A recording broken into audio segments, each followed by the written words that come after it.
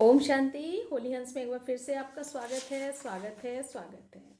आज हम सुनते हैं स्वमान से ही सम्मान की प्राप्ति पार्ट 2।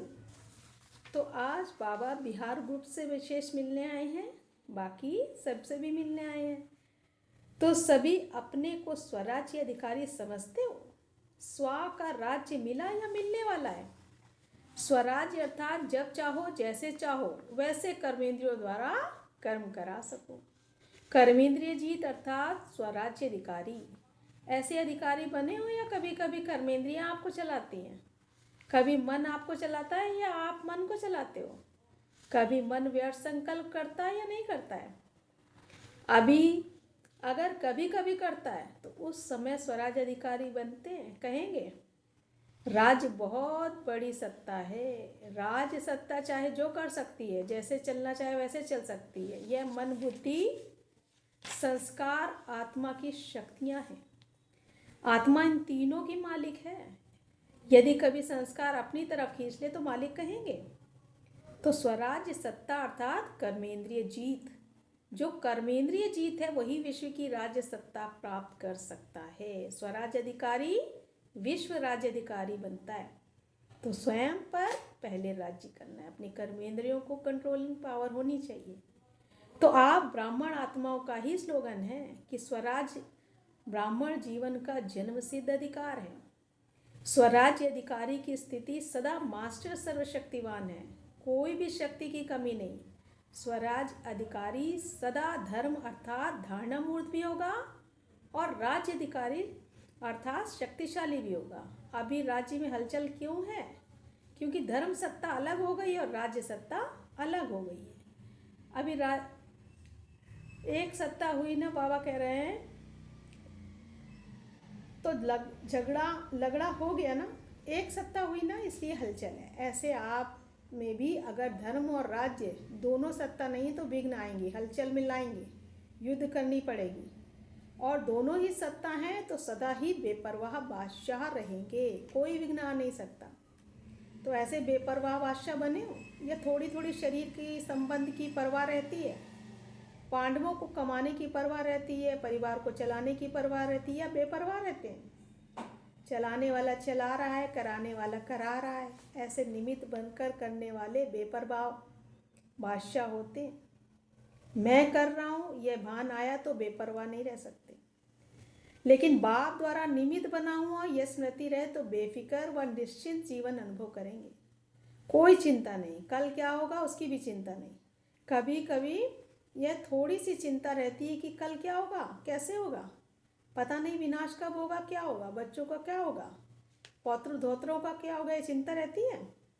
बेपरवाह बादशाह को सदा ही निश्चय रहता है कि जो हो रहा है वह अच्छा, और जो होने वाला है और भी अच्छा होगा, क्योंकि कराने वाला अच्छे से अच्छा है ना। इसको कहते हैं निश्चय बुद्धि विजयी। ऐसे बने हो या सोच रहे हो? बनना तो है ही ना। इतनी बड़ी राजाई मिल जाए तो सोचने की क्या बात है। अपना अधिकार कोई छोड़ता है? झोपड़ी वाले भी होंगे, थोड़ी सी मिल्कियत भी होगी तो भी नहीं छोड़ेंगे। यह तो कितनी बड़ी प्राप्ति है। तो मेरा अधिकार है, इस स्मृति से सदा अधिकारी बन उड़ते चलो। यही वरदान याद रखना कि स्वराज्य हमारा जन्मसिद्ध अधिकार है। मेहनत करके पाने वाले नहीं, अधिकार है। अच्छा, बिहार माना सदा बहार में रहने वाले, पतझड़ में नहीं जाना, कभी आंधी तूफान ना आवे, सदा बहार। अच्छा, दूसरा नंबर, अपने को रूहानी दृष्टि से सृष्टि को बदलने वाला अनुभव करते हो। सुनते थे कि दृष्टि से सृष्टि बदल जाती है, लेकिन अभी अनुभवी बन गए। रूहानी दृष्टि से सृष्टि बदल गई ना। अभी आपके लिए बाप संसार है तो सृष्टि बदल गई। पहले की सृष्टि अर्थात संसार, अभी के संसार में फर्क हो गया ना। पहले संसार में बुद्धि भटकती थी और अभी बाप ही संसार हो गया ना, तो बुद्धि का भटकना बंद हो गया, एकाग्र हो गई। क्योंकि पहले की जीवन में कभी देह के संबंध में, कभी देह के पदार्थ में, अनेकों में बुद्धि जाती थी। अभी यह सब बदल गया। अभी देह याद रहती है देही। अगर देह में कभी बुद्धि जाती है तो रॉन्ग समझते हो ना, फिर बदल लेते हो। देह के बजाय अपने को देही समझने का अभ्यास करते हो। तो संसार बदल गया ना, स्वयं भी बदल गए। बाप ही संसार है या अभी संसार में कुछ रहा हुआ है? विनाशी धन या विनाशी संबंध की तरफ बुद्धि तो नहीं जाती है। अभी मेरा रहा ही नहीं, मेरे पास बहुत धन है, यह संकल्प या स्वप्न में भी नहीं होगा, क्योंकि सब बाप के हवाले कर दिया। मेरे को तेरा बना लिया ना, या मेरा मेरा ही है और बाप का भी मेरा है, ऐसे तो नहीं समझते हो। यह विनाशी तन धन पुराना मन मेरा मन नहीं, बाप को दे दिया। पहला परिवर्तन होने का संकल्प ही यह किया कि सब कुछ तेरा, और तेरा कहने से ही फायदा है। इसमें बाप का फायदा नहीं है, आपका फायदा है, क्योंकि मेरा कहने में फंसते हो, तेरा कहने से न्यारे हो गए। मेरा कहने से बोझ वाले बन जाते हो और तेरा कहने से डबल लाइट ट्रस्टी बन जाते हो। तो क्या अच्छा है, तेरा या मेरा? हल्का बनना अच्छा है या भारी बनना अच्छा है? आजकल के ज़माने में शरीर से भी कोई भारी होता तो अच्छा नहीं लगता है। सभी अपने को हल्का करने का प्रयत्न करते हैं, क्योंकि भारी होना माना नुकसान है और हल्का होने से फ़ायदा है। ऐसे ही मेरा मेरा कहने से बुद्धि पर बोझ पड़ जाता है और तेरा तेरा कहने से बुद्धि हल्की हो जाती है। जब तक हल्के नहीं बने तब तक ऊंची स्थिति तक पहुंच नहीं सकते हैं। उड़ती कला ही आनंद की अनुभूति कराने वाली है, हल्का रहने में ही मजा है। अच्छा, जब बाप मिला तो माया उसके आगे क्या है? माया है रुलाने वाली और बाप है वर्षा देने वाला, प्राप्ति कराने वाला। सारे कल्प में ऐसी प्राप्ति कराने वाला बाप नहीं मिल सकता, स्वर्ग में भी नहीं मिलेगा। तो एक सेकंड भी भूलना नहीं चाहिए। हद की प्राप्ति कराने वाला भी नहीं भूलता है, तो बेहद की प्राप्ति कराने वाला भूल कैसे सकता है? तो सदा याद रखना कि ट्रस्टी हैं, कभी भी अपने ऊपर बोझ नहीं रखना। इससे सदा हंसते गाते उड़ते रहेंगे। जीवन में और क्या चाहिए? हंसना गाना और उड़ना। जब प्राप्ति होगी तब तो हंसेंगे ना, नहीं तो रोएंगे।